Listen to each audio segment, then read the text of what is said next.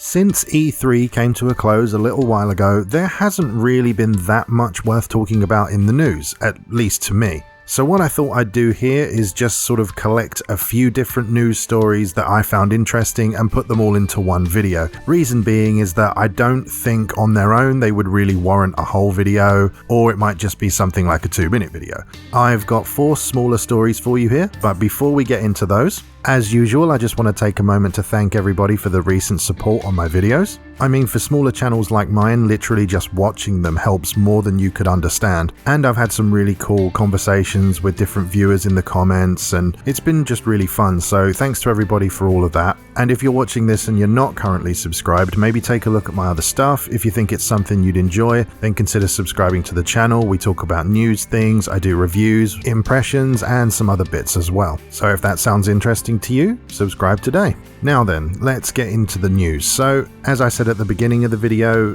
these 4 smaller stories didn't really constitute making an individual video each for, so I've just stuck them all in here. And quite honestly, interesting news has been somewhat slow recently anyway. But the first story revolves around Far Cry 5. Now, Far Cry is a series that I've never really had much time with. I've played a few of them here and there, but it's never really been something that I've been interested in. I respect what they are, but they're just not my kind of thing. However, recently, Ubisoft decided to take down a Goldeneye remake that was made inside Far Cry 5's level editor. And these are the facts as I understand them. Far Cry 5 has a level editor mode where players can create, user-generated levels. They can place various objects and enemies and all sorts of different things to create their own levels. And then these levels could be uploaded to let other players around the world play the levels that you've created. Now, the user Crollywood decided to recreate all of Goldeneye 007, the N64 game's levels, in this level editor and put them out there for others to play. And the detail that he was able to achieve was actually pretty cool. I've looked at a video for it and some screenshots, and it looked really, really cool. Now, this user didn't use any copyrighted material. He basically just used all of the assets that are in this level editor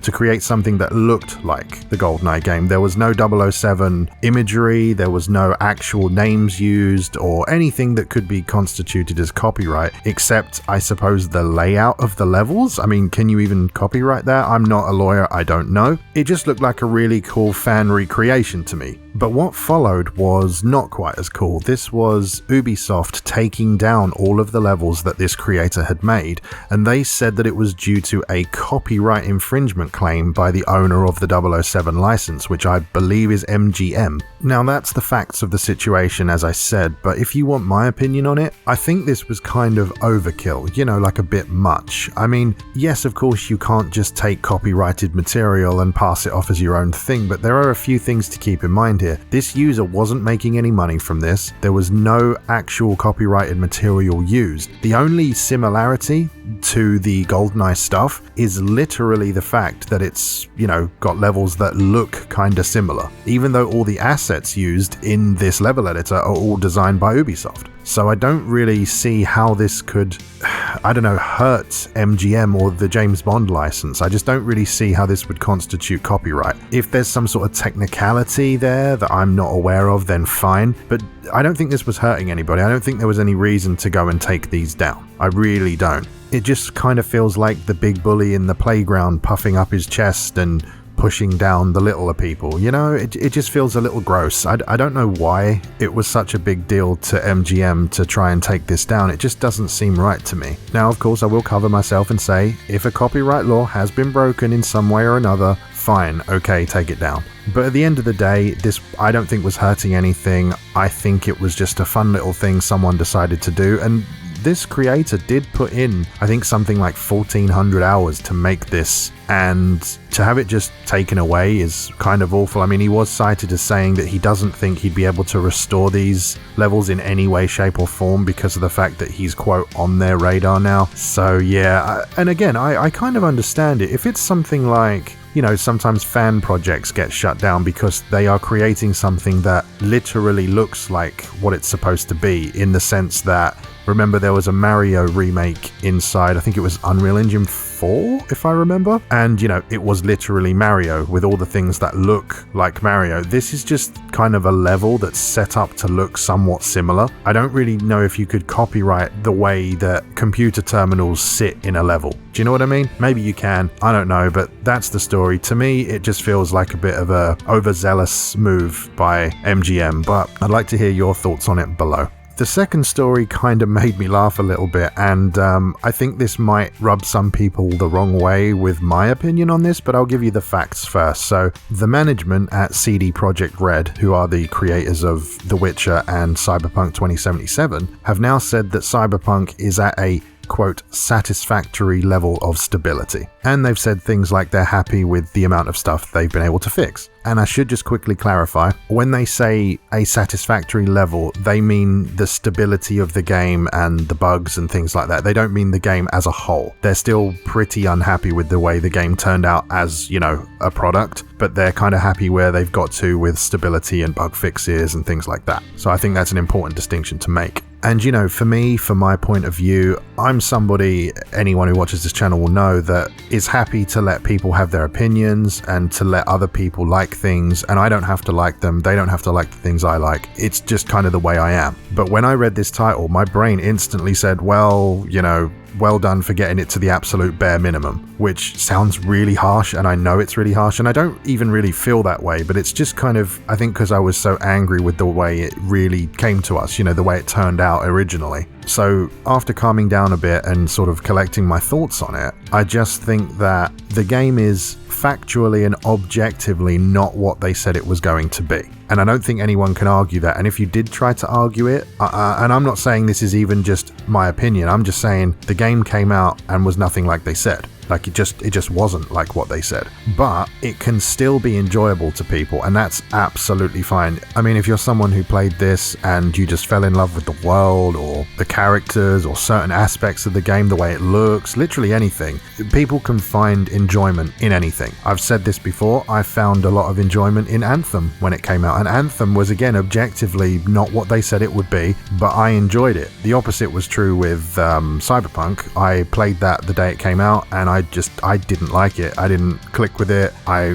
had so many crashes and bugs and glitches, and I played on PS5. But again, people can find fun in any game, no matter how bad it is, unless it's completely broken to the point it doesn't physically work, But so I don't keep rambling. Long story short, I think that this is a good thing that they're still working on it, but they have got a long, long way to go before it's anything like what they said it would be, before it's anything like the product it should have been. And this really leads me on to something that I wanted to say, which is, why do we accept this with video games? I mean, just think about it for any other form of media, think about comic books, think about movies, think about music. Now imagine you were going to a movie and you went to the cinema, or you bought a Blu-ray or whatever it was, and you're watching it, and halfway through, there's like 7 scenes missing, and then it just says, these aren't really working, so we'll put them in later, we'll just patch it in. You wouldn't accept that. I don't think there's a sane person on this planet that would accept that, quite frankly. Or again, if a comic book series had 10 issues in it and they just decided, we haven't quite got 5 and 6 ready, so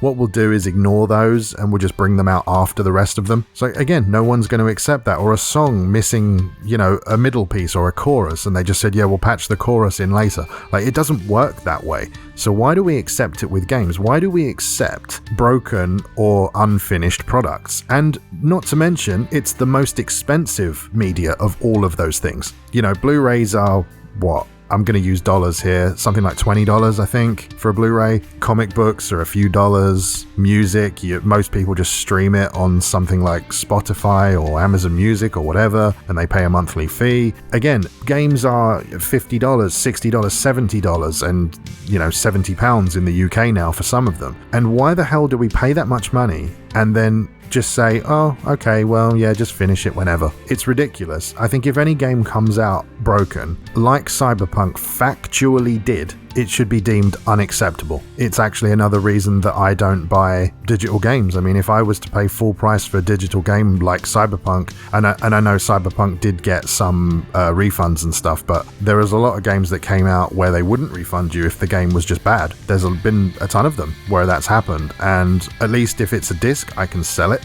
But I mean, that's kind of a discussion for another day, I suppose. But my point is, games come out like this, they cost so much money, and they're just broken and unfinished. Not all of them, of course, but when they are, why do we accept it? That's my question to you. If you want to leave your comments on that down below, I'd really appreciate that. And just quickly before anyone says anything, I know that on PC it ran much better, and I know that some people didn't have problems with it, but the majority of people did. So, you know, let's be honest about it. I'm not saying you can't enjoy a broken game in the same way that I enjoyed Anthem. You can enjoy Cyberpunk as much as you want, but you cannot deny the level of quality in Cyberpunk 2077. But now moving on to the third and fourth news stories, these were actually brought to my attention via another YouTuber, that was ReviewTech USA. I've been a watcher of him for quite a long time, and you know, I don't really agree with everything he says, but I watched these two videos the other day and I realized that I'd like to talk to you guys about this. So the first thing revolves around something that his editor said on Twitter. He put out a tweet that basically said something along the lines of, I'm not going to buy this certain game at launch, I'm going to wait for a sale. And this was regarding Scarlet Nexus, I believe. And he got a lot of flack for it. He got a lot of pushback. He got a lot of shit thrown his way, frankly, for it. And I don't really understand that. I don't really get it, and Rich didn't either. And as I've said, I don't always agree with everything Rich says, but in this situation, I definitely do. His editor basically just said that he didn't want to pick the game up because it didn't look worth full price to him for his personal taste, so he didn't buy it, and he's going to wait for a sale. And this goes back to something else where I think it was the game designer or the lead designer of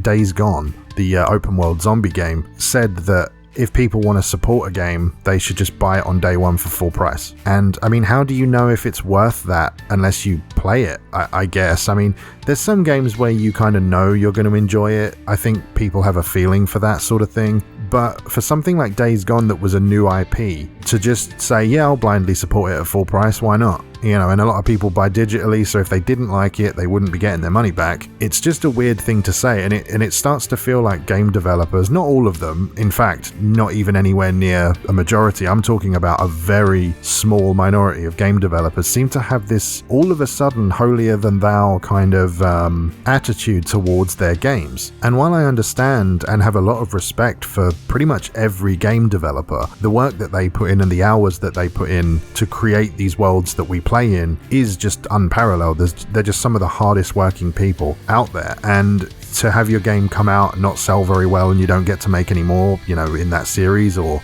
maybe your studio gets bought out or shut down because of it, that's really shit, and I'm sorry for the people that happens to. But in regards to Days Gone, it was a new IP, people didn't know if it was going to be great, and this guy was basically saying, well, you know, you're not getting a sequel because no one supported it. And it's like, well, okay, I understand that, but as Rich said, these companies are not charities. You know, we don't have to just give them our money.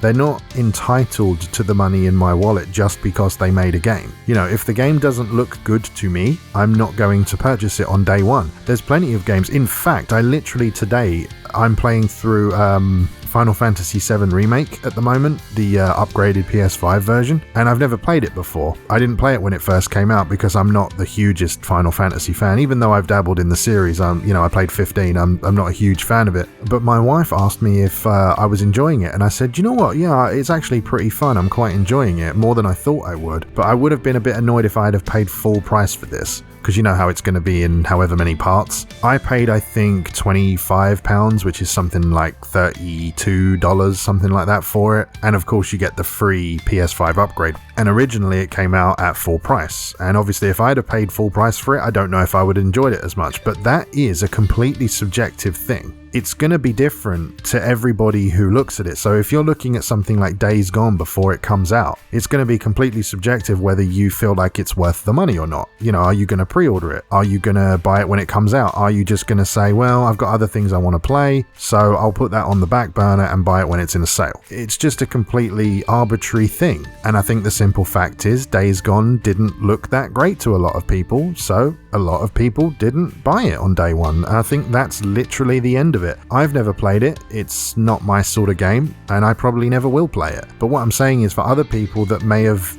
played it, my friend did, but I'm pretty sure he didn't buy it on day one either. So it just shows that people were a bit unwilling to put the money down, And as much as I hate to say it, I don't think there's any way around that for developers. You put your game out, you do trailers, whatever, and then people buy it or they don't. It just is what it is, and I don't think acting entitled about it, entitled to the customer's money, is gonna really help matters. But that's how I feel about it. But again, let me know how you feel about it in the comments down below. And that leads me on to the fourth story, which is quite a short one, and again it was highlighted by Rich from Review Tech USA. And I suppose this one is going to be kind of funny or enraging, depending on which side you fall on. So what was happening was people that already own PlayStation 5 consoles were getting emails from Sony with unique links to buy a PlayStation 5. Which is so stupid. Now, I haven't got one of these emails, so I don't know if it was a USA only thing or whatever, but for me, I kind of look at it like, of course that's what happened, because it wouldn't be any other way, would it? But then I can also see, if you're somebody that's been fighting tooth and nail since late 2020 to try and get one of these new consoles and you just can't get it, and then these emails are going out to people that already own one, you're probably kind of pissed off at that, I would imagine. I mean, even I struggled to get my console on the day. I did actually pre-order it with a toy store. They're a little bit like Toys R Us here in the UK, called Smith's Toys, and long story short, I was stuck in the car park, or the parking lot, in front of the store for about 3 hours trying to get them to release my console to me because I didn't have ID on me. ID is not super common in the UK unless you go to other countries or if you have a driver's license, which I have neither. And I'd actually emailed their head office weeks in advance and asked if I needed ID, and they told me I didn't. So I went down there with my pre-order, I prepaid and all that kind of stuff. I went there with my pre-order and they said, well, we can't give it to you, you've got no ID. And so then I had to call head office again, I had to get the manager involved, and it was this whole bullshit experience, it really was. But after about 3 or so hours, I managed to get the console released, and then I went home, and the rest is history, as they say. But I can imagine for people that still don't have one, that it's kind of just a kick in the teeth, really, because these people that already own it are getting messages to say, here, buy a PlayStation 5. It's really, really strange. But again, I kind of found it funny, but then my brain went, oh god, that must really suck for the people that don't have one yet. It must suck so hard. And the thing is, there isn't even that many great things out on it that really requires you to have it, but FOMO is a thing, and I completely understand it. I suffer from it with all manner of collectibles, so don't get me wrong, I completely understand it. But if you're someone who's got one of these emails, let me know, or just let me know what you think of this in general down in the comments below. But there you go, that's pretty much all there is to say on the current news. This video went a little bit longer than I expected, because once I start babbling, I find it hard to stop. But if you've made it this far in the video, thanks for sticking with me. If you enjoyed the video, a thumbs up is always appreciated. If you're new to the channel, please consider subscribing if you want to. Remember to check out Pyro Games for your retro gaming goodness. There'll be a link to their store in the description down below, as well as a 10% discount code. But with all that said, thanks very much for watching, and I'll see you next time.